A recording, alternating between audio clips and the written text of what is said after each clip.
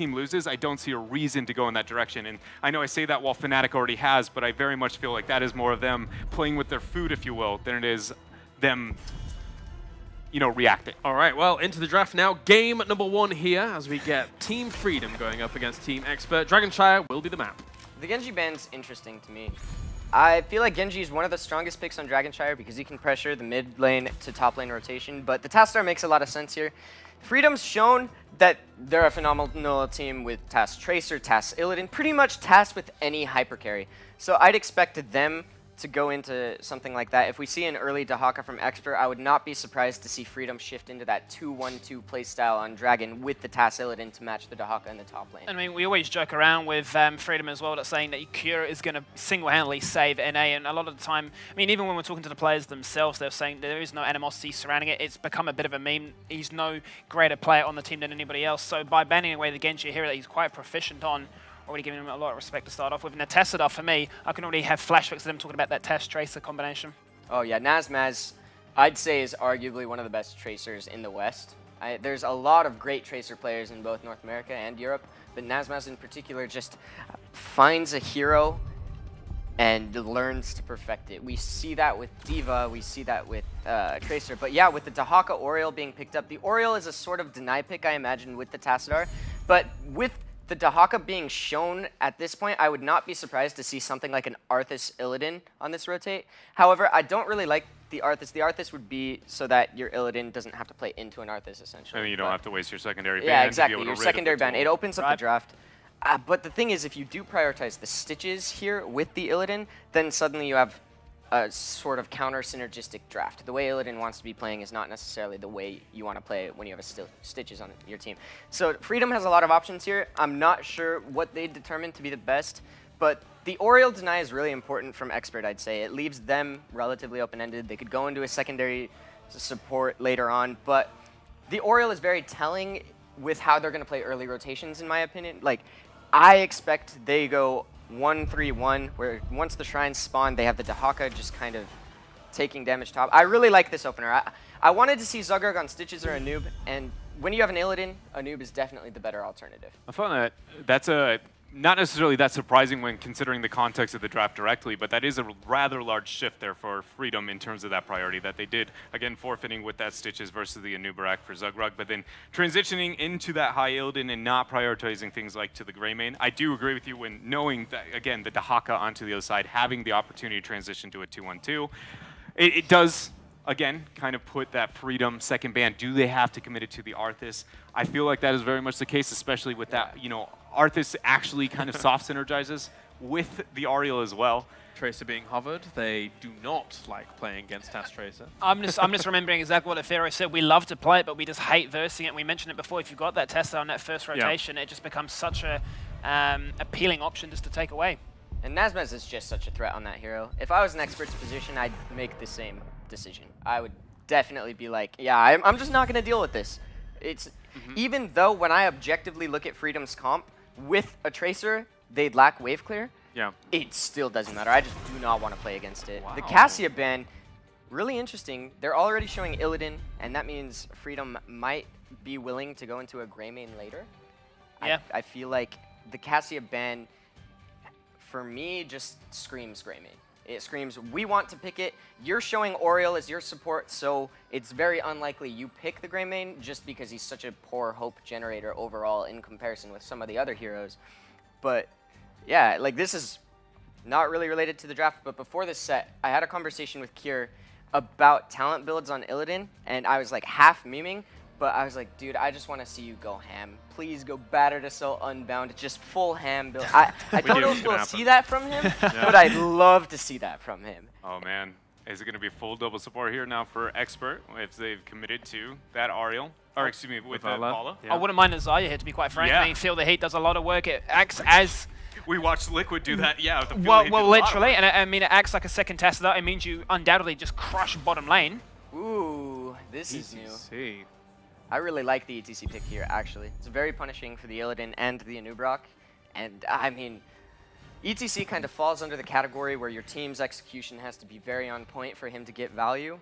But I think Expert is that team. I think just like Fnatic, when it comes down to those hard-to-execute comps, Expert's one of the teams that does it best. And kind of going back to the point I've made a couple times where Athero's like in the solo lane doing his own thing while his team just kind of wins the game, and he's not. Like, I was talking to him last night at dinner, and he's like, my favorite thing to happen in the game is when I sit top lane, and I just try not to feed, and my team just wins the game for me. And I feel like Expert's draft kind of sets that up perfect in a way. They have such a strong 4-man already. They could go into a last pick of Zarya. They could go into pretty much anything that complements Vala Oriole, and it'd be really, really strong, I think. Yeah, I agree with you. I do think that anything in that direction it's essentially the world is your oyster kind of direction. Wow. Stukov, I like this a lot. This early on, I didn't expect them to have that kind of innovation for Freedom. It's not something that I disagree with. I personally feel that Stukov has a very big place in the meta as it currently stands. Whether or not he'll make it to this tournament because his youth into viability or at least acceptability into the HGC, but I like it as a response to what we see with that heavy healing and, more importantly, very easily interruptible high-value cooldowns. We haven't been able to see these matches really interact with one another, but I imagine Stukov's ability to shut down a lot of what ETC does. Just with it's a viral matchup, honestly. No, well played, well played. I like it. Thinking last pick here for Team Expert, what do we think? I'm still going for Zarya personally. I mean, when we're looking on the flip side of Freedom, I thought, yeah, Greymane was a given. I thought this was going to be Rhaegar. They've innovated and gone with the Stukov early on, but I'm still looking at this Zarya pick and just thinking just crush the bot lane and just force Freedom to be the one that have to be proactive, have to force those fights, and have to try and get some value early on. I love the Stukov pick here. I'll be completely honest. Okay, double support. Double support makes a lot of sense because I definitely think Freedom's going to set up the map in a 2-1-2 format where they have Illidan task pressuring top, Greymane Stukov pressuring bottom, and when Greymane can safely rotate to mid, he'll help a noob there. But with that sort of lane format, having the secondary global on Expert's side of things helps a lot because you can leave the Oriole Vala bot lane, and suddenly when Freedom is committing extra resources down to the bot lane to stop the siege, Brightwing can either shift down or shift up to help the Dahaka in the 2v2. I think Brightwing's a smart pick, but overall, I really do like the Stukov pick from Freedom. Stukov, is one of his weaknesses is heroes get bursted, right? Yeah. And he doesn't really have the best damage mitigation or burst healing on demand that a hero like an Uther or a Rhaegar would. But because of the Tassadar enabling heroes not to get one-shot necessarily, Stukov gains a lot of value. And Stukov has a very good matchup into Oriole Vala, I think, as well as ETC. Right. All right, well, I'm getting word that we are ready to go over to the commentary team for our first game here. So without further ado, let's head to game number 1 here for the Western Clash between Team Freedom and Team Expert. Caleris, we are very excited to see this. It's going to be Europe versus North America, round 2. I am very pumped. Grubby, how about you? Yeah, it's looking good. It's one of the more balanced drafts that I've seen so far, with teams whose level is closer than I think we've seen so far as well. So I think it's going to be one of the best matches of the day. It's going to be a very exciting one. I know in the top lane, it's where I'm going to be watching a lot of the action for both of our teams. Athuro has been dominant. He's only second to Wubby, in my opinion, in Europe when it comes to controlling those top lanes. Very strong top laner, which has allowed for his 4-man to be very effective. But you mentioned it, the balance seems to be very nice here. Team Freedom can answer back. They got great wave clear. They have Illidan in the mix. Yeah, every time that I go over one of these drafts and I say, all right, this is a really big problem for the other team, then I say, oh, okay, you know, if they execute it well, they can use this and that tool to counter it, and we'll delve into that a little bit more later, Trixler. Well, let's go ahead and hop on into it. Here on the left side, in the blue, it will be Expert. Bad Benny playing ETC, ADRD on Oriole, Nick on Vala, Athuro on Dahaka, and Curson playing Brightwing. And on the other side of the Dragonshire, it's going to be Zagrug on the Nubarak, Dainski on Tassadar, Nazmaz on Greymane, Cure on Illidan, and Collusion on Stukov. It's Team Freedom. That's right, and Stukov will be one that will be keeping an eye on, but also Illidan there, Cure playing it. How will he handle the Brightwing pressure? Brightwing versus Illidan is always an interesting matchup. That's Polymorphs coming in, you have to be effective with your dives. Luckily for him, he'll have a new Wreck and Greymane to make sure to bolster and help out those fights that do become dives. Yeah, and ever since Brightwing got reworked, where her Pixie Dust gives 30% spell armor, she becomes a valid choice to kind of counter Illidan's The Hunt as well. True. If that is the heroic of choice for Illidan. Put that Pixie Dust on the hunted target and will reduce 30% of the damage that the Hunt will do. Now, I'm going over these drafts as we seem to have a little pause, hopefully not too much of an extension of the technical difficulties, Trixler, but it is what it is. But we look at this, and one of the things that I always look at is Ariel. Ariel gains value the more melee targets the opponent has. Yes. Her swift sweep, her sacred sweep gains more energy, does more damage, and if you take Righteous Assault at level 1, which she did, you get cooldown reduction on that sweep. It is a powerful ability that will do between 300 to 600 damage on the center targets as the game goes on, which is a lot. And you get cooldown reduction that can amount to instant resets if you hit 3 targets. So the first thing I do in any draft, if there's an Ariel, how many melee does the opponent have? And it's 3.5. Wow. Stukov, Illidan, Anub'arak, and sometimes Greymane. Sure. That's a pretty good deal for Ariel. Yeah, she'll be getting the Hope busted out. Also there with Vala bringing in the multi-shot build, most likely at level 4 and 7 to help out the wave clear. You're right, there's going to be a lot of Hope to spare it, and on top of that, they'll have Brightwing on the side for damage mitigation. Exactly. The damage mitigation, the healing pulses, and then Emerald Wind at level 10, plus Crystal Aegis. 2 of the most powerful counter-engage heroics in the form of embedded in these 2 supports. Great counter-engage, and that's against a team that needs to get up close and personal to do any relevant damage at all. And that is a little scary for Team Freedom. But then you look at Team Freedom and you say, all right, you know, they have double support. They have Stukov's silencing arm, the lurking arm. Yes. And that is going to be key to disable all these tools. Well, Thorough here taking some damage in the middle, will be ganked, but Team Freedom unable to get the kill. The arm that you were mentioning earlier, a little bit too late there. Thorough was able to burrow and then unburrow and head back into a bush and get away from the fight. That was well done. It was a scary moment there for Team Expert for a second here. As interestingly, Team Expert has completely removed standard rotations that you might expect on the ladder in most competitive games. It's not the Haka solo top. We have a Vala Ariel at the top.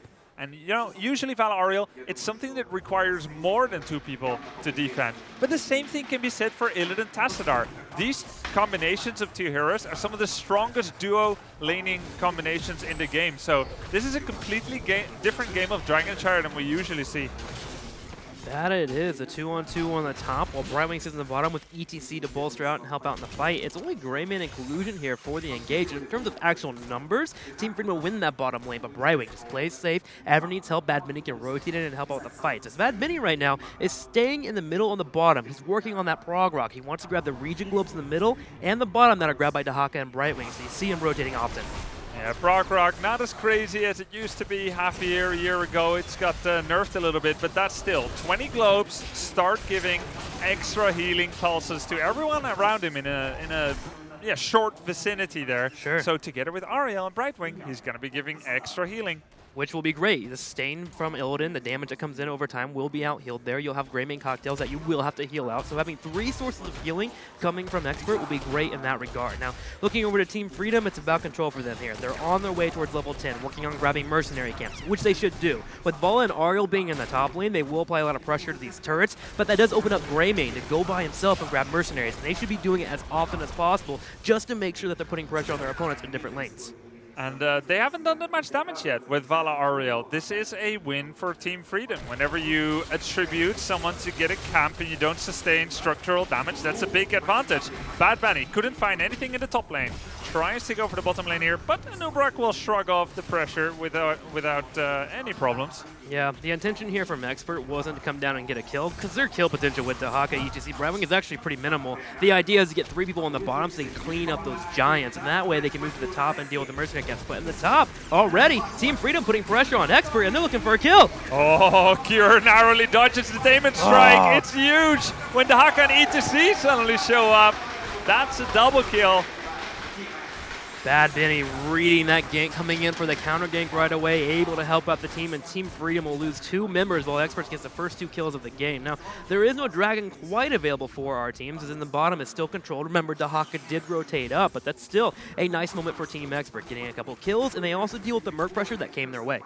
Yeah, exactly. That's the key, really. Anytime you have those mercenary camps pushing in, it's worth it to rotate, give up a little bit of XP, but as always, whenever you leave 2 lanes before level 10, you have to make it work within 5 seconds of that movement. If you don't, you gotta go back or the sacrifice will be too great.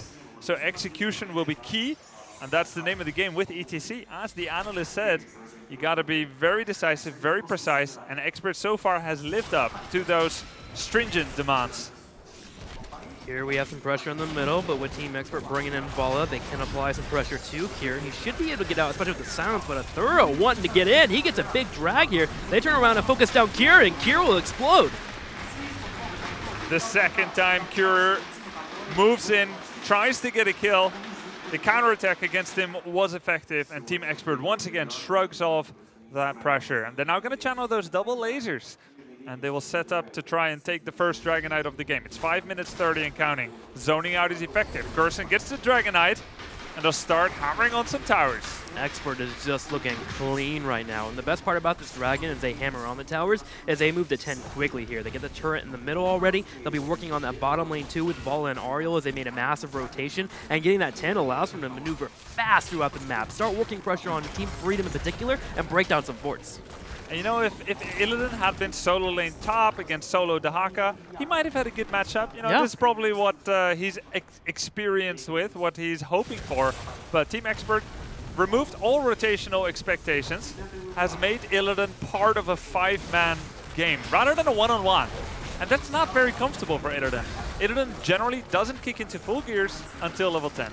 Metamorphosis, the Hunt, whatever the heroic you choose, he has never been a good early game hero. And Team Expert has made that an untenable position for Team Freedom, and they've forced him to fight. And Cure maybe didn't show the level of patience that he would have needed to show, and he got punished. And look at the results here. Team Expert grab 6 towers. They break them all down, the top, middle, and bottom. It's all a nice experience. You see the advantage on the score screen here, 11 to 10 already. And they are setting up for even more aggressive plays. Grabbing the Giants here on the left side, start pushing in the bottom. You've noticed that Brightwing has taken over the duties of sitting in the top lane. They're just using that global to their advantage. Can phase shift in if Illidan ever does come in, because Illidan has chose the Hunt. Emerald Wind will be the choice for Brightwing.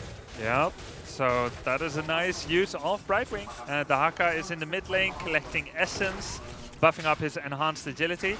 And something that Team Freedom has been doing well is getting mercenary camps. And now starting to make sure that their Siege Giants win out against those of Team Expert. And Team Freedom, being down a level, having sustained 3 hero takedown losses, they need to think about when they want to come back into this game, because level 13 is not yet there for Team Expert. That means that this is Team Freedom's moment. Between now and the next 20 seconds, they need to try and make an aggressive move. And they're trying, you know. Yeah. They're trying to steal this camp, but Expert smartly disengages, recognizing it's a little bit too quiet in these forests. I suspect an ambush. Well, the best part about this, too, was Brightwing called out that there was an Illidan missing, so a Thorough went in the top right bush and checked out for Illidan being there. Illidan was in a spot where he could hunt in and make this a 5v4. So Expert was fully aware of this gank possibly coming in from Team Freedom, and they come back, defend, and wait for the level 13, as you were mentioning. So far, great macro play from Expert as they just look clean. But I like what Freedom did too, you know? Taking that possibility, that opportunity, means that they got to steal the camp. The towers have been depleted of ammunition. And now I'd like to see Team Freedom apply pressure somewhere else. Either take the Bruiser camp or attack middle or top, because they have bought time in bottom, but they're rotating both slowly and safely. They are going for that Bruiser camp, and at this moment, Team Freedom wants to make sure they don't take the team fight since they're down a level. Team fights will be interesting for me. I mean, look at Expert. They have Mosh Pit. They also have Isolation here. If Isolation does land on that Greymane or that Illidan, that's usually a one-team fight right away. It is a skill shot you have to connect with, but we see it very often in Europe where a lot of members will use that Isolation, go in for a fight. Even hitting the support can be great, especially in this case. Not having a silence AoE set down is a win in my book. Yeah, I mean, if you think about that Isolation and maybe a Power Slide, they can momentarily lock down all cancellation of a mosh pit. True. By Team Freedom. Maybe pressure Nubarak. In the meantime, Illidan goes down again. Speaking of that Isolation, Illidan was on the top working on turrets, trying to get that 13 as Team Expert feinted pressure on the bottom. But with Dahaka sitting on the side coming in from the bush, they were able to pick off that Illidan with the Brightwing coming in and dropping that Polymorph. But I think it's not a big deal. It's always hard to survive unscathed through an entire level gaining. And as long as Team Freedom can deny the Dragonite, and I think they have the tools. Yeah. Illidan's going to be back again. He has the Hunt. They have level 13, so they've survived a very scary period. All they gotta do is hold on for 10 seconds more and they can take a fight. Don't give the DK away, but they can't. They don't find the opportunity to do so. Unfortunate there for Team Freedom. The Dragon has given up. Illidan was in a spot to hunt in, but it looked a little bit risky. They had Dahaka missing on the field, and they didn't quite know where ETC was. He was sitting in the bush right underneath from the fight as he walked away from the first power slide that he had popped out with Vala sitting around. Team Freedom decides to give up the Dragon to Expert, and Expert is hoping to make some progress here. They have the Dragon in the middle. They put Vala back in the bottom again, trying to pressure Team Freedom into a spot where they can break or lose a fort here, and that fort actually is going to fall in the middle. Team Freedom is not finding any opportunity to make a counter-argument to the vast, relentless momentum of Team Expert. They have not used the Hunt a single time yet. Just an example. Cocoon, not a single time yet. Very short cooldown heroics. Expert has not given that opportunity. They were looking for it here. You saw a Zugrak, or Zugrak, a Nubrak here, getting aggressive. He wanted to get the Cocoon in, but remember, the latest change on a Nubrak has made that projectile range much smaller here. He was barely out of the way there for Vala to even get locked down with that. Imagine if the Cocoon hits on top of Vala and then Illidan hunts in. You have isolation, you have a kill possibility, but Team Expert just not giving the chance. Quest talents are nearing completion. Tassadar on the Templar's Will, the auto attack damage is already there. He still needs the range. We have vigorous reuptake, not even halfway done, which is interesting because it can be stacked passively. Outside of team fights, you can just heal burst your teammates all the time if you take a little bit of poke damage. So that's a pretty slow progression of that quest. Basically things that says Team Freedom not yet in full fighting shape. In the meantime, Bad Bunny does complete his quest. Enhanced Agility is almost done as well. So Expert is leading in pretty much every way.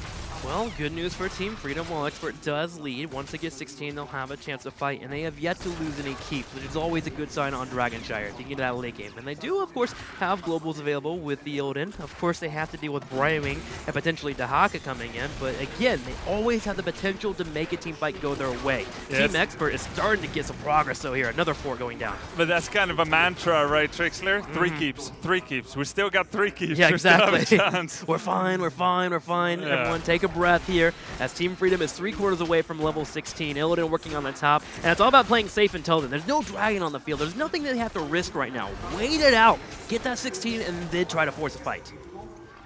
So level 16 is coming closer for Team Freedom. You try to fight around talent equality, and Team Freedom is approaching that.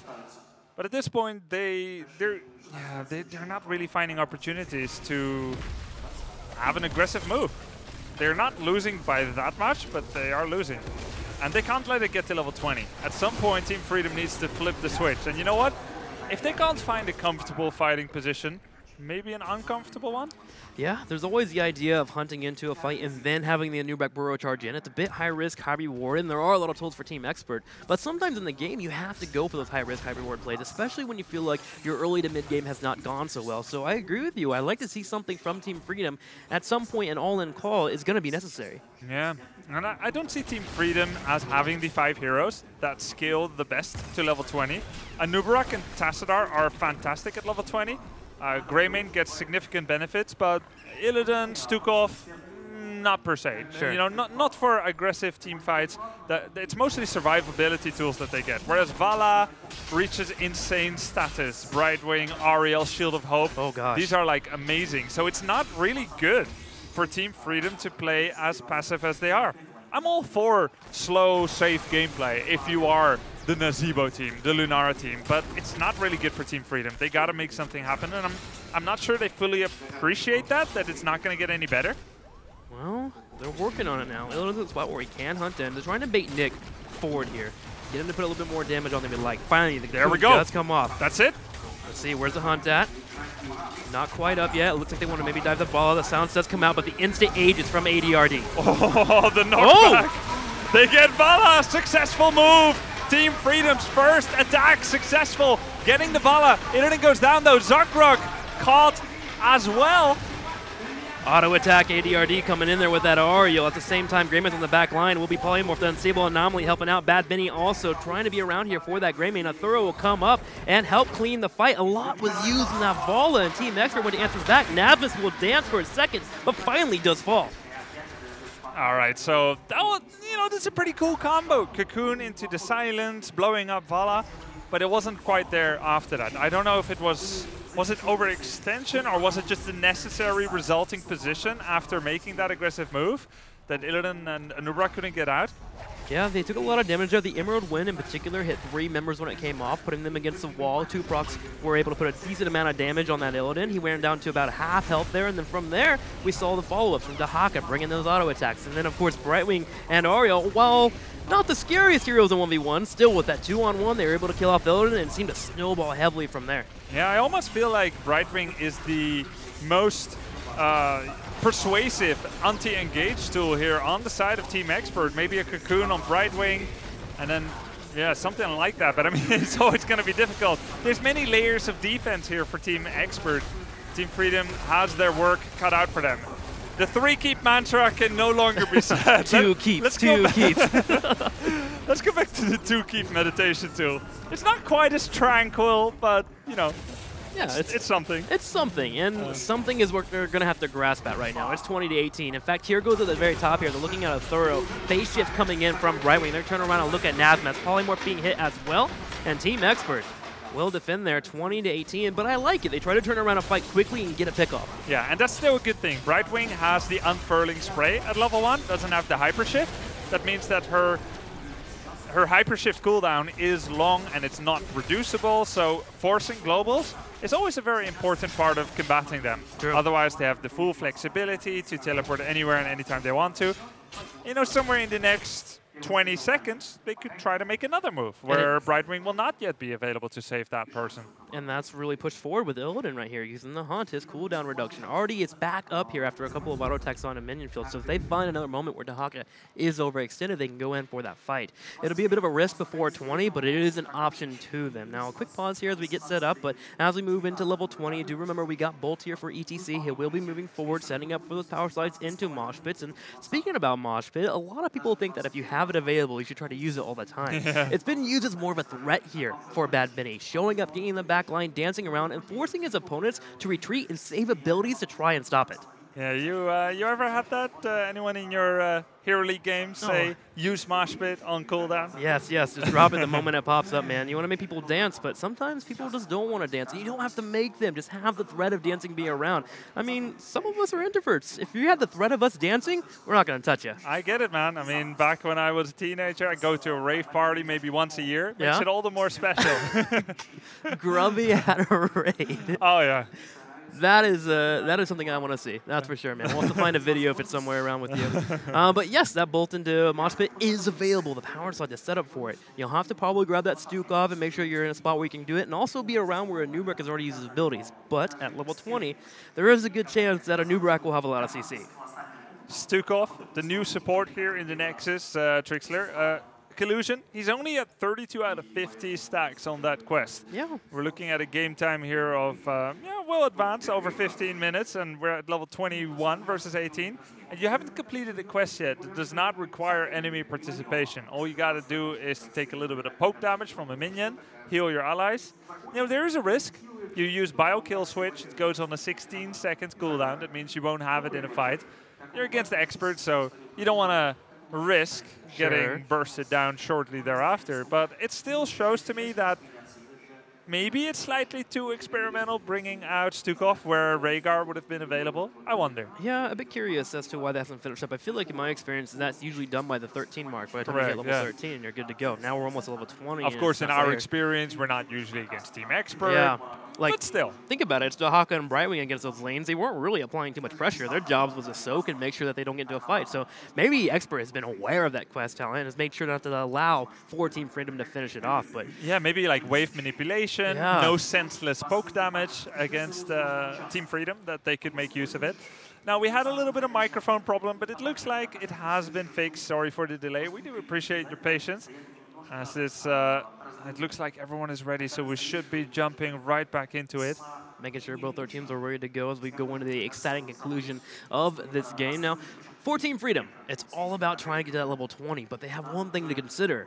Dragon Knights, about to spawn here pretty soon. Yeah, he is not yet finished with his work of axing down those buildings. And the game does go on as attested by those sounds. We have a pretty big bridge to gap here, gap to bridge. Yeah. Here for Team Freedom, as they are a full level away from level 20. So they got to group up and go where they are not expected. They're baiting Illidan here. They're in a spot where they hope that maybe Dahaka will overextend, but a Thorough, he is a use of this. Look at him staying near the turrets, sees that he's been revealed. The turrets will be focused down on the top lane. This is good additional experience Team Freedom needs. Bad Benny's on his way to the top lane to help out if need be, but not going to force anything, while Team Expert decides to grab the Knights in the bottom. This will push on the pressure in the bottom where the catapults already are, which should open them up to grab the shrines when they spawn relatively soon. Yeah, so with this move, Team Freedom has decided that they need to deal with the problem that is showing up. This is indeed too much to ignore. I fully agree with them. It also means they're going to give away map control for a little bit. Team Expert is now going to apply top pressure with the Bruiser, which will become an issue in about 40 seconds or so, maybe a minute at the top keep. But still, Team Freedom is closing in on level 20. Dragon Shriers are announced and coming up in 3 seconds. And Team Freedom has basically achieved their goal of level 20. Good, they finally get it here, but will they be able to interrupt this Dragon? Team Expert took all 3 lanes and shoved them as much as they could. Not for the idea of trying to get experience, but to get vision on their opponents. If they see them anywhere on their side of the battleground, they'll be able to move in and grab the Dragon. In fact, they do so. Bad Benny gets a Dragon here in the middle, and keeps / potentially Core will be under siege. Yeah, I feel like Team Freedom a little bit dropped the ball here because they try to be perfect about cleaning up, and I feel like maybe they should have just left their house in a little bit of a mess. Leave, there's a rush, the train is going, the Dragon Knight is being captured. I'm not sure that was okay to give up. On the other hand, they have a defensive position now. They turn on Twilight Archon. Every auto attack increases the cooldown of Archon. That means that if he plays it well, he will keep that timer up. Look at that orange bar, it keeps getting it up. And this is a very powerful tool. Archon does so much damage. Dansky will be on the side here, keeps his hit. The hunt does go in. We're diving in, looking at Curson. He will drop off the Emerald Wind. Zugrug will get split. He gets the Tainment Strike, and he gets focused. Team Expert gets the kill. Yeah, Nubrak just gets completely demolished. Didn't even use Cocoon. And that's what you need to think about when you burrow charge in without even using it. Cocoon had to be on Brightwing, and as it stands, Team Freedom loses the fight before it really begins. The Dragon Knight smartly ignores everyone, goes for the core, and Expert easily secures their first game win. A total of 9 kills to 1. Team Expert in this EU versus North America round number 2 will take the lead here in this best-of-3 series. And Team Expert, they seem to really just have full control from their adaptation in the early game to make sure Illidan didn't have that one-on-one all the way to the late game where they were always set up for that hunt engage. Yeah,